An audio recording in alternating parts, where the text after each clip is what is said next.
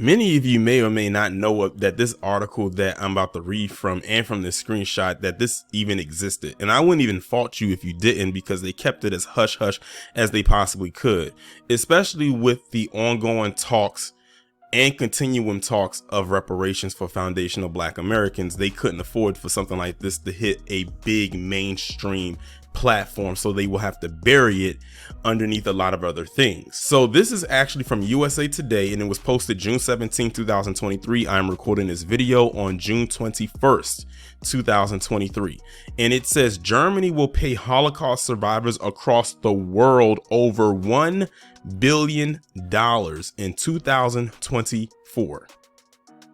The key words there are they will pay them. Not that they will possibly pay them, not they have to conduct a study, not that they will have endless task force meetings, but that they will pay them. And guess what?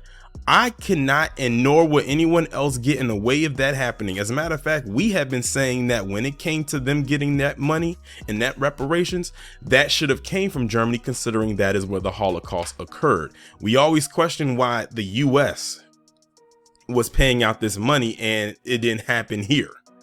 So I can't even get in the way of that. However, you're not going to find people who are a part of that community, the J community, are going to say that this is wrong or anything like that, or any other groups get in there and say, oh, how this is wrong and how this is opposed. But when it comes to us, when we demand reparations for what happened to our ancestors, we get hit with so many pushbacks. As a matter of fact, I believe there was a poll conducted, and I believe they said overwhelmingly the majority of PC individuals, and this is no surprise to anyone, said no, reparations shouldn't be paid out to foundational Black Americans. I believe it was like over 80%. And when it came to Black people, of course, it was reversed, and I believe that number was like 77%, which is to be expected. But I bet you if they put a poll out about this, PC would say overwhelmingly yes. They should get it. It's amazing what they are in support of, even blindly in support of. But they can see clearly when it's about us. And these are the same people that claim that they don't see color. Go figure. So I'm gonna go ahead now and read this article because I'm curious how this breakdown of the funds is going to be distributed and to what. You can see right there in the first sentence where some of it's going to. It says Germany will pay Holocaust survivors over $1.4 billion next year. So this is guaranteed money. This is not saying that it's going to possibly happen. It's happening. Like they went through and they agreed and said that they're going to get this, which will go toward one-time payments for the survivors and welfare programs. You know, the same programs that they say when Black people are part of that's considered a handout, or they try to say a welfare program is our reparations.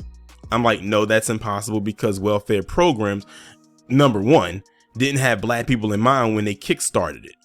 Number two, anybody of any group can receive welfare. But there is a group in particular that knows how to commit the biggest welfare fraud of the Brett Favre kind. And don't worry, I'm continue to look constantly to see if there's any updates about the welfare gang, but it really hasn't been anything as of late about that. So that's why you haven't seen any videos added to the playlist concerning that situation lately. The Conference on Jewish Material Claims against Germany announced the compensations on Tuesday in a press release after meeting with the German Federal Ministry of Finance. The conference, which represents Holocaust survivors, stated the $1.4 billion will go toward direct compensation and social welfare programs for the survivors. Now, you know, when it comes to us, they don't want to talk about cash payments, but they'll talk about these outreach programs. Their favorite one is education and anything that doesn't have to deal with money. Basically anything that the government can regulate once it gets distributed. Because when it comes to cash payments, if they just distributed cash payments, then the government no longer has control of that. It's ours. We have control over it. And that's what they don't want. Outcomes from the meeting include, and now here comes the breakdown, $888.9 million total in funding will go toward home care services, with an additional $105.2 million going toward survivors' increased needs. A one-time payment each year until 2027 toward more than 128,000 recipients of the hardship fund. Survivors will receive 1,250. I'm not sure what the currency is over in Germany, but I'm gonna tell you what it equals out to in American dollars. In American currency, it's about $1.3 million. I'm sorry, $1,365.88 in US currency per person for 2024. $1,420.51 in US currency for 2025. $1,475.14 in US currency for 2026, and $1,529.78 in US currency for 2027. Germany also extended funding for Holocaust education until 2027. There will be $41.52 million in US currency toward education in 2026, and $44.8 million in US currency toward education in 2027. Overall, the total amount for compensation for Holocaust survivors for 2024 is expected to be around $535 million. Greg Schneider, executive vice president for the Claims Conference, said in the release that the negotiations are essential to supporting Holocaust survivors who are elderly. Being able to ensure direct payments to survivors in addition to the expansions to the social welfare services we are able to fund is essential in making sure every Holocaust survivor is taken care of for as long as it is required, addressing each individual need, he said. The Hardship Fund was first created to be a one-time payment to Holocaust survivors during the pandemic. However, negotiations led to 3 more supplemental payments to those who are eligible, spurring the continuation of the fund until December 2023. Germany agreed to extend the payment again, which will wrap up in 2027. So as you can see, it was supposed to end at a certain point, but when the pandemic hit, they got an extension. Had that been us, hypothetically speaking, and we were supposed to get paid, they would have said, pandemic or not, we're cutting you off right here. There is no extension. Those eligible for the payment include Jewish people who were from the former Soviet Union but were not placed in camps or ghettos. Those receiving payment also have to not be eligible for pension programs. These survivors fled the Einsatzgruppen. I'm sorry, I cannot pronounce that name. It's a very long name, but it's spelled Einsatzgruppen.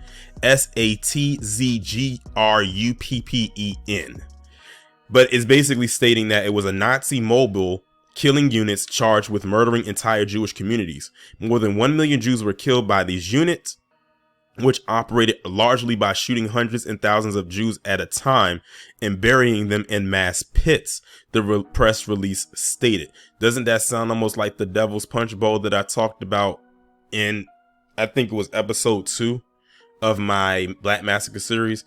And I believe when it came to Black Wall Street, when they were digging, they found the bones, or should I say the remains, of some individuals who were buried underneath the rubble after they bombed it.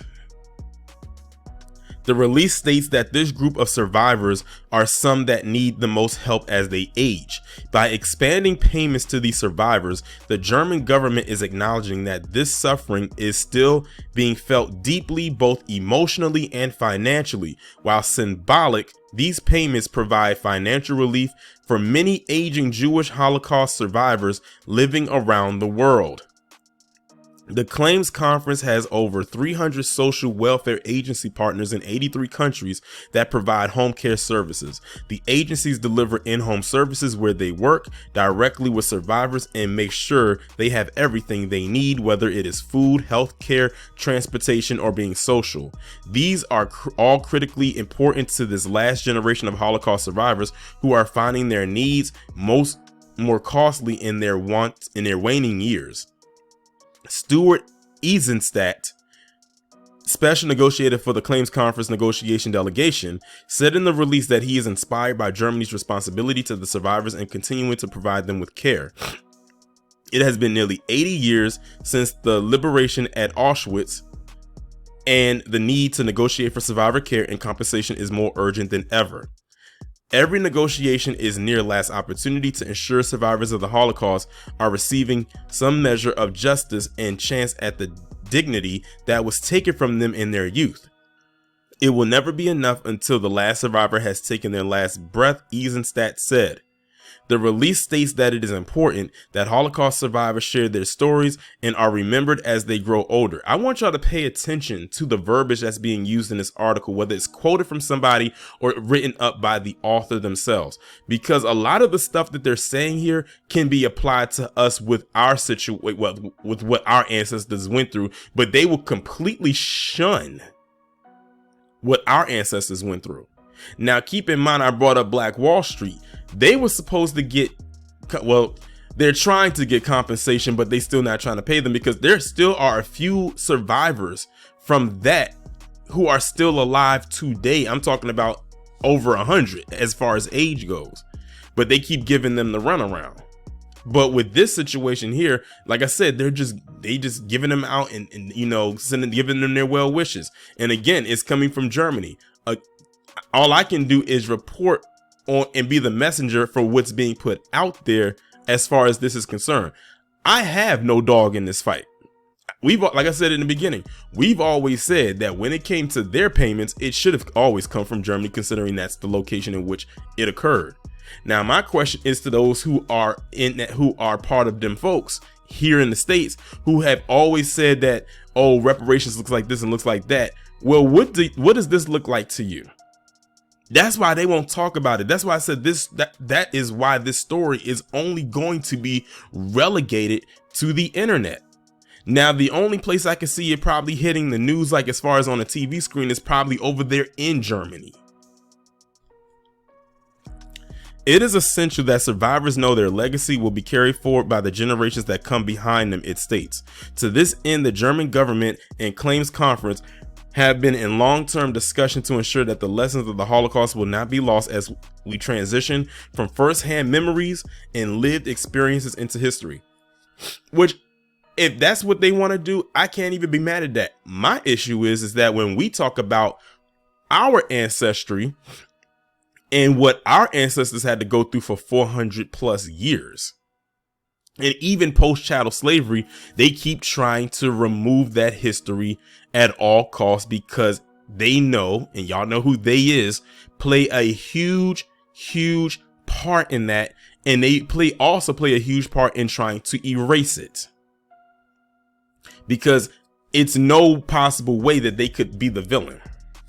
They had to be the hero, which is why Rob over at Blacklight Revelations always tells black people that we need to embrace villainy. Because think about it. If they are the heroes and they did what they did to our ancestors, and even still to this day, would you really want to be aligned with those so-called heroes? I mean, after all, they have been painting us as the villain since our inception. Because I believe one of their quotes is never forgive, never forget. Now, if we use that for our ancestry, then, you know, they're saying, oh, stop living in the past. You're being divisive and whatnot. Notice that in this article, they're pulling stuff from their past to keep the stories going. But they want us to forget our past and just move on. Like I said, we're being divisive. We're being reverse racist. That's why I'm glad that this article is out, even though mainstream media won't pick it up, because it puts a lot of things into perspective.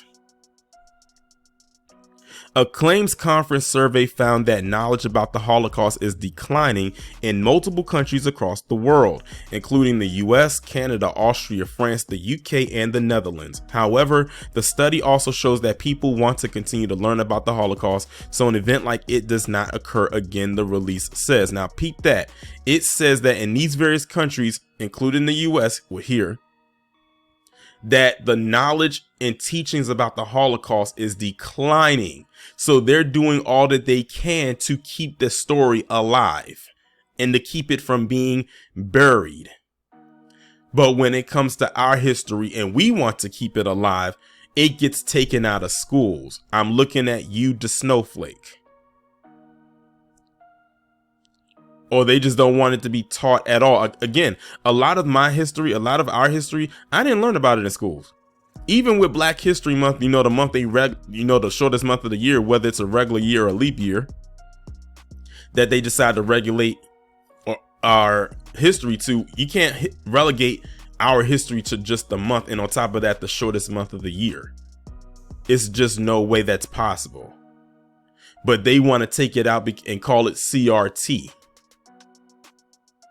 And like I said, the reason is because they play a very dark role in our history.